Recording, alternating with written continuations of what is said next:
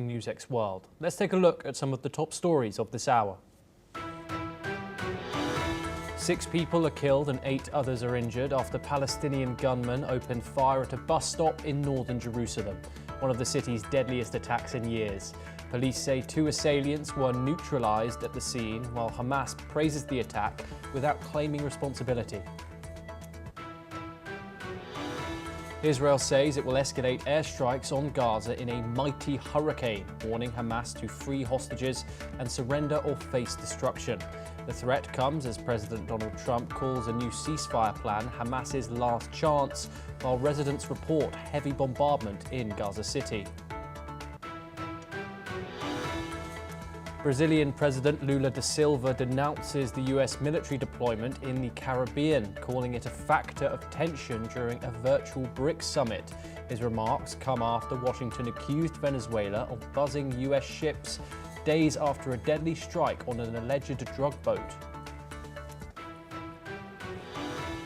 Spain says it strongly rejects Israel's accusations of anti-Semitism after Prime Minister Pedro Sanchez announced 9 measures against Israel over the war in Gaza. Madrid condemns Israel's entry ban on 2 Spanish ministers and vows it will not be intimidated in defending peace and human rights. UN nuclear watchdog chief Rafael Grossi said talks with Iran on fully resuming inspections have made progress, but time is running out. He tells the IAEA Board of Governors he hopes the discussions can be successful and concluded within days. French Prime Minister François Bayrou calls a surprise confidence vote, warning Parliament this is a moment of truth as he urges action on the nation's debt crisis. But with support slipping, he appears unlikely to survive, setting President Macron up to name his 5th Prime Minister in under 2 years. At least 16 people are killed and dozens are injured in Nepal as Generation Z-led protests against a social media ban erupt into clashes with police in Kathmandu. Authorities defend the crackdown, saying the ban on Facebook, X and YouTube is needed to combat fake news, hate speech and fraud. A federal appeals court refuses to overturn an $83.3 million jury verdict against President Donald Trump for defaming writer E. Jean Carroll in 2019. Judges reject Trump's claim of presidential immunity, letting the 2024 ruling stand. We start in the Middle East for our top story, where Hamas has announced that it had received US proposals for a ceasefire and is ready to discuss talks, including the release of all captives in exchange for a clear end to the war. Israel's full withdrawal from Gaza and the establishment of a Gaza Governance Committee. Hamas also demanded guarantees that Israel would honor any agreement to avoid past failures. The proposal includes Hamas freeing 48 hostages in return for the release of around 3,000 Palestinians detained by Israel, with Israel not occupying Gaza City. This comes after Israeli Foreign Minister Gideon Saar stated that Israel had said yes to Trump's Gaza proposal. We are joined by Shruti Dasgupta, who is an international affairs expert, and she joins us live from New Delhi to discuss this update in Middle East diplomacy going forward. Shruti, do you have any optimism that since Hamas has released this statement, that a ceasefire is on the horizon at some point soon? Well, I certainly hope so, because it would spell an end to the misery of the Gazans. It will end to the heartache that the Israeli families are going through, whose dead and live sons and daughters lie in the hands of Hamas. So I do hope that something like this comes through, although the pessimist in me tends to feel that this is all optics, because at the end of all of this, it is going to end up being just another few rounder words to placate Trump's last warning, and Israel is very hell-bent on not agreeing to a Palestinian organization leading the Gaza Strip in terms of administration. That is been one of the hard points to come through. And the Hamas has been very, very firm on not letting go all the hostages in one go. So these are two really hard lines that they have been battling for back and forth about at every negotiation, and most of them have failed exactly here. So I just hope for the benefit of humanity, for all of the Arab world, for Israelis and Jews across the world to stop facing this kind of aggression which comes in the name of Palestine, that this ceasefire actually holds water and people come forth and actually do the exchange, lay down arms, and then talk and work out through the situation. I don't know whether I should really hold hope or not, though. Yes, and Shruti, there's one point here that sticks out more than the rest. It says Israel's full withdrawal from Gaza is a term here. Given Israel's past and the occupation both in the West Bank and in the Gaza Strip since 1967, how probable do you think that is something that will be acted upon? Well, they did come out, all of it, in 2006. So I do hope that they will walk away from the situation. But there is a condition that they had laid out last time, that the administration of this region will not be handed over to Palestinians. It might be an Arab-run administration, maybe probably one of those mediator countries that are trying to facilitate the ceasefire. They would step forth and run the region of Gaza, and that would be acceptable for Israel, because that would mean there's another country that is going to provide the security guarantee that another October 7th doesn't happen to them, or a Yom Kippur doesn't happen to them. So I do hope that they find that they can walk out of Gaza City and bring an end to the war, bring those reservist forces which are being forced into the war again and again, bring those hostages home dead or alive, and put an end to this entire crisis. But I think that Gazans would have less to say. The Arab world would probably have more to say in how this particular zone, this particular Gaza Strip is then controlled. Thank you very much, Shruti Dasgupta, for joining us on the programme. We will, of course, bring you all updates coming out of the Gaza crisis as we get them. But now over to Europe. And France is bracing for political upheaval as Prime Minister Francois Bayrou faces near certain defeat in a confidence vote just 9 months into the job. His controversial €44 billion austerity budget has united opposition parties against his minority government. Francois Bayrou calls the country's debt crisis an urgent matter where our very survival is at stake. Ahead of a confidence vote expected to topple his government, Bayrou defends his tough budget and says that he wanted this to be a test of truth to face the nation's challenges head on. Let's listen in to what the French Prime Minister Francois Bayrou had to say. Cette épreuve de vérité, comme chef du gouvernement, avec l'assentiment du président de la République, je l'ai voulu. Mais tout cela, toutes ces questions sont aujourd'hui soumises à la question dont tout dépend, à la question vitale, d'urgence vitale, où notre pronostic vital est engagé, dont dépend notre État, notre indépendance, nos services publics, notre modèle social. C'est la question de la maîtrise de nos dépenses, la question du surendettement. Votre soutien, l'accord minimal sans lequel je ne pourrais pas poursuivre ma mission, je le demande à l'Assemblée nationale sur un seul point, mais décisif, le constat de la situation du pays. Meanwhile, National Rally MP Julien Audiol says there is no choice but to return to the ballot box. He warns the country is losing valuable time needed to get back on track.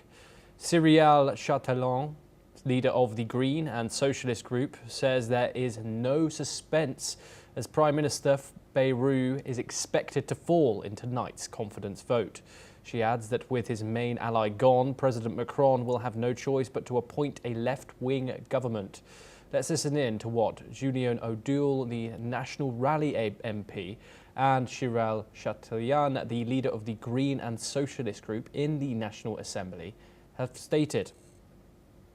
Je pense que la démocratie est une très belle idée et je pense que les Français attendent de pouvoir changer de politique. Ils ont été floués au moment des dernières législatives. On leur a volé un changement qui était espéré. Rappelez-vous ces alliances contre nature entre les macronistes et l'extrême gauche, c'est-à-dire l'alliance de tous les partis qui sont responsables du chaos que nous subissons, qu'il soit budgétaire, qu'il soit financier, qu'il soit social, qu'il soit migratoire. Ils se sont tous coalisés contre le seul parti qui n'a aucune responsabilité dans la situation apocalyptique de notre pays. Nous disons aux Français que nous avons les solutions et surtout nous disons au président de la République qu'il n'y a pas d'autre choix que le retour aux urnes pour débloquer la situation. Tous les autres tours de passe-passe, la nomination d'un autre Premier ministre du bloc central, finalement aura la même conséquence, c'est-à-dire la chute dans quelques semaines ou quelques mois, et nous perdons déjà beaucoup de temps pour redresser notre pays. Disons-le tout de suite, c'est un vote sans suspense. François Bayrou tombera ce soir. Il devra remettre sa démission au président de la République et cela ne soulèvera ni regret ni tristesse. La seule question qui sera en débat cet après-midi, c'est celle de la suite. Pour le groupe écologiste et social, c'est extrêmement clair. La première chose à faire, c'est de rétablir le barrage républicain que nous avons vu dans les urnes. Et alors que Bruno Retailleau a fait son coming out d'extrême droite ce week-end, on voit bien qu'il a choisi son camp et que tout travail avec les LR devient impossible, je l'espère, y compris pour le camp gouvernemental. La deuxième chose, eh bien, quand son principal partenaire s'en va, il ne restera plus qu'une solution à Emmanuel Macron, c'est enfin de nommer la gauche. Emmanuel Macron now faces a tough choice: appoint a seventh Prime Minister or risk snap elections. Meanwhile, public support is plummeting, with 64% of French voters saying that he should resign. Tensions are rising ahead of planned nationwide strikes, while Macron eyes possible cooperation with the Socialist Party to break the gridlock. We are now joined by our guest, Alexander Ciel. He's a French journalist and he joins us live from London. Alexander, thank you very much for joining us here on the programme. Alexander, first of all, how likely is it that Bayrou does lose this no confidence tonight? Is it as obvious as his opposition say it is? And also, what implications does that have for French President Emmanuel Macron? Yes, so it is likely that François Bayrou would leave tonight after the vote because opposition parties across the spectrum, from right to left to far right, all said that they will vote him out. So even if he somehow survives, which I don't think he will, he'd be too weak to govern properly, and every vote would become a struggle, and there is a crisis in France, so the crisis will simply drag on. But what does it mean? What will happen later? So Emmanuel Macron, the French president, will have to name another prime minister, his fifth prime minister. One has to note that in December 2024, the former prime minister Michel Barnier, he left after the confidence vote. He was thrown out by MPs. So there are a few names for potential prime ministers. The finance minister called Éric Lombard, he's someone who can speak to the left and to the right. And there was a Green Party MP who said that Macron needs to name someone from the left. And Bernard Cazeneuve, a former prime minister and under François Hollande, could be the next prime minister. So all options are for Emmanuel Macron. But I don't think he will dissolve the National Assembly. He already did that last year, and he says he will still remain president until 2027. Yes, and Alexander, how is the French public feeling about Emmanuel Macron, and how is the public feeling in general about their government? We just read a statistic out which claimed that 64% of the French public think that Macron should resign. We've obviously seen the rise of Marine Le Pen and her national rally dominating international headlines. Where does the public stand now, Alexander? Yes, the public, they're frustrated, they're angry. There is a national protest on the 10th of September, and on the 18th of September, there are more strikes too. And polls, they show nearly 2/3 of voters want fresh elections. So they want Macron to either dissolve the National Assembly, have elections. But I think with the rise of the far right, they're likely to gain more seats, but they won't have the majority in the National Assembly. So it's all back to square one after if Macron dissolves the National Assembly, or people want fresh presidential elections. But Macron will stay on until 2027. Many feel that the political class, they're stuck in its own battles and they don't listen to them because there's high debt in France, inflation, and falling trust in institutions. So there, as I said, there are protests and strikes that are planned. So the pressure is on the political system. So it'll be interesting to see how Macron can understand that. Alexander Sial, thank you very much for joining us here on the programme. Of course, we will bring you all updates when it comes round to that no confidence vote, and we know Francois Bayrou's fate in French politics. We have some breaking news now, however, coming out of the Middle East, where Lebanon has said that at least 5 people have been killed in Israeli strikes on the east of the country. Earlier today, there were several reports of Israel launching strikes on Lebanon. This comes amid Israel's fresh wave of attacks targeting Hezbollah. The Israeli army has said that it had hit several targets belonging to the Hezbollah terrorist organization in the Bekaa Valley. We have some further breaking news where US President Donald Trump's trade advisor, Peter Navarro, targeted India and social media on X again, criticizing the site for fact-checking his anti-India posts. Navarro accused India of buying Russian oil as blood money and profiteering from the conflict in Ukraine, claiming the purchases funded Russia's war. X, which is owned by Musk, labelled Navarro's posts as factually incorrect. In a community post, the platform stated that the notes are not run by one country, but takes in account viewpoints and approvals of contributors across regions. This is a continuation of a series of attacks by Navarro on X, the previous one being made a day prior. Then he had claimed that Indian special interests are trying to interfere with domestic dialogue with lies about India buying Russian oil. That was a statement. The post was again fact-checked by X's community post. Okay, we are now joined by, hopefully in a second, by John Rossamondo. These, of course, have been some damning statements coming out from Peter Navarro, one of Donald Trump's closest administrators in his administration. And of course, these statements follow the 50% tariffs that have been put on India, where Navarro, Trump's trade advisor, accuses India of buying Russian oil as quote-unquote blood money and profiteering from the conflict in Ukraine, claiming the purchases funded Russia's war.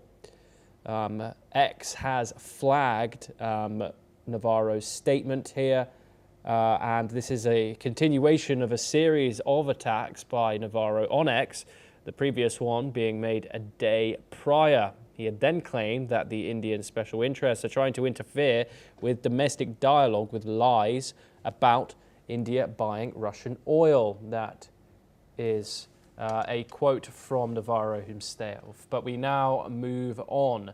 And Chinese President Xi Jinping addressed a closed-door session of BRICS member nations on Wednesday, and he called for de-escalation between Russia and Ukraine.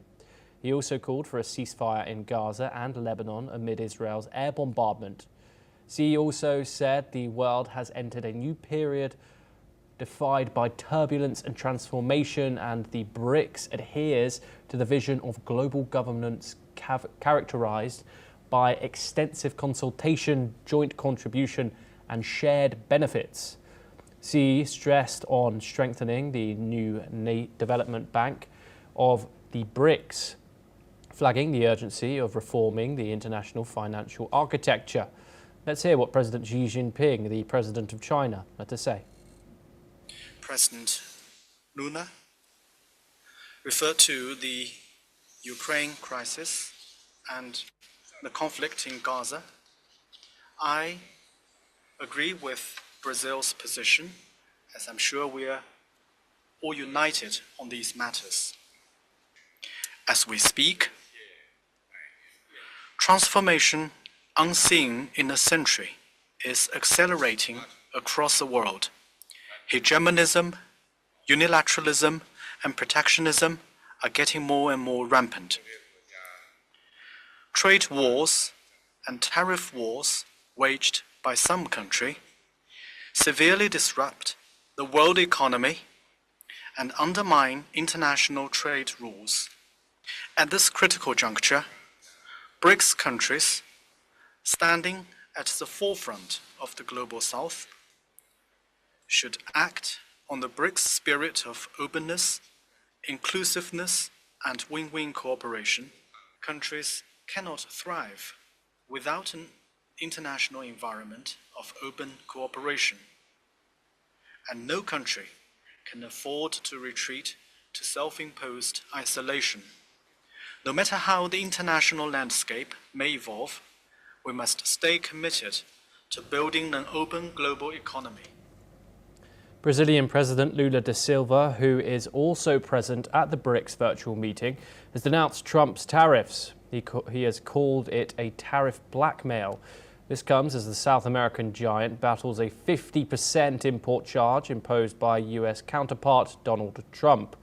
Trump earlier said he would be imposing steep tariffs on Brazil as punishment for what he termed a witch hunt against his far-right ally and ex-President Jair Bolsonaro. Unlike Bolsonaro, Lula has taken a different approach, placing more focus on the ASEAN bloc after it hosted the annual BRICS summit. We're now joined by John Rossomando. He is the president of Viking Research Associates and a geopolitical analyst, and he joins us live from Washington, D.C. Thank you very much for joining us, John, here on the program. Always a pleasure to talk to you. What are your thoughts on the statements, the direct statements by President Lula da Silva in regards to Donald Trump's tariffs at this virtual BRICS summit? Of course, Chinese President Xi Jinping's more vague way of going about expressing how he feels about the whole situation? Well, I think that what you're seeing is the growing divide of the globe between something akin to East and West during the Cold War. We're entering a new economic Cold War in which President Trump is laying down the law as far as what he sees it. And the BRICS bloc is saying that not so fast. Whatever you bring out, we're going to counter. So I think that we're seeing a deepening of the divide between the U.S. and its European allies and the BRICS bloc. Yeah, and also, John, what we did hear is that the Chinese president addressed a closed-door session, and he called for a de-escalation between Russia and Ukraine.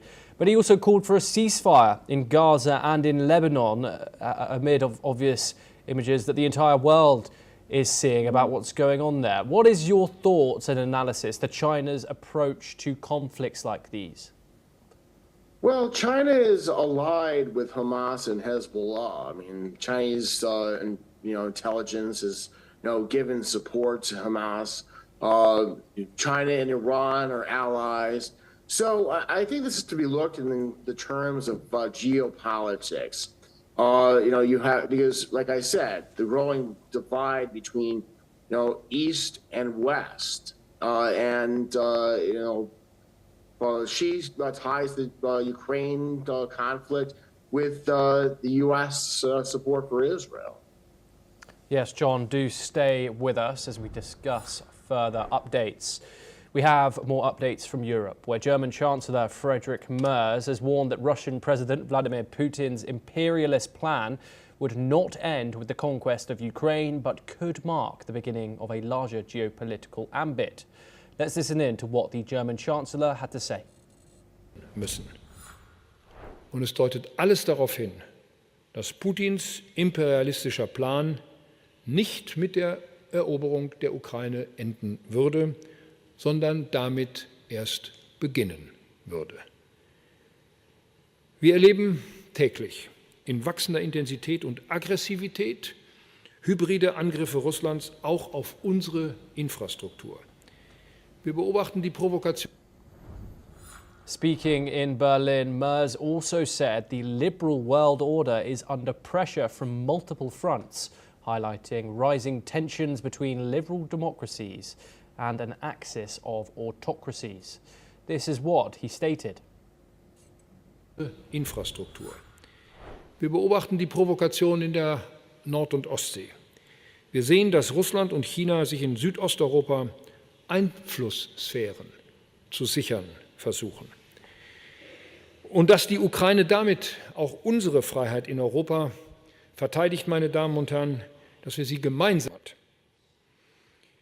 Die, was wir liberale Weltordnung genannt haben, steht nun von vielen Seiten unter Druck, auch im Inneren des politischen Westens.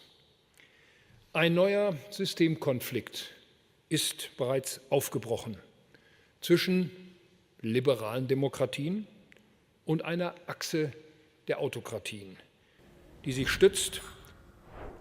We're once again joined by John Rossomando. John, Merz has said a few things there. He's warned, of course, of Vladimir Putin's quote-unquote imperialist plan. Do you think that's the right way to describe what Vladimir Putin is doing? And also, of course, he's highlighted rising tensions between what he calls liberal democracies and an axis of autocracies. Who is he referring to in these statements?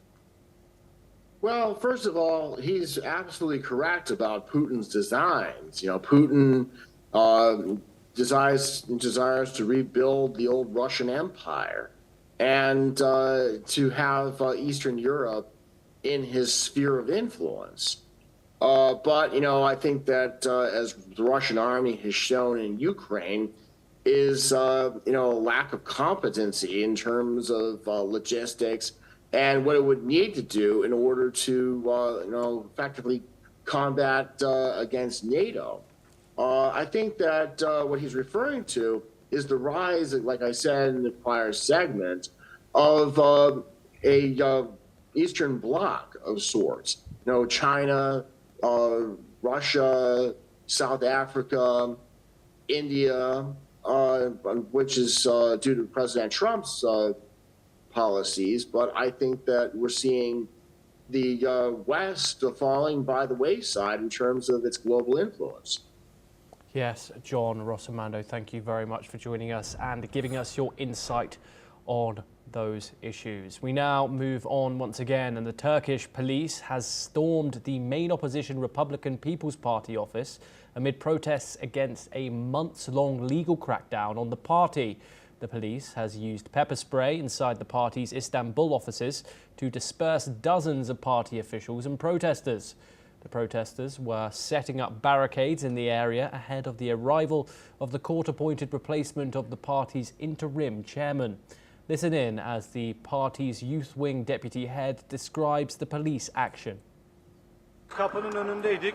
Polisler biber gazı sıktılar. Yaşlıca partililerimiz vardı. Onları binanın içine aldık. Diğer katlara, üst katlara çıkardık.